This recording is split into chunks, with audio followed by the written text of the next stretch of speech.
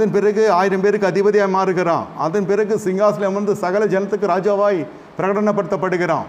அதன் பிறகு பத்சேபாளுக்கு ஒரு அருமையான புருஷனாக மாறிவிடுகிறான். மற்ற பெண்களை இவர் கவர்ந்து கொண்டு வந்ததை போல் அல்ல, இது கொலை செய்து கொண்டு வரப்பட்டது. ரத்தம், ஒரு நீதிமானுடைய ரத்தம்.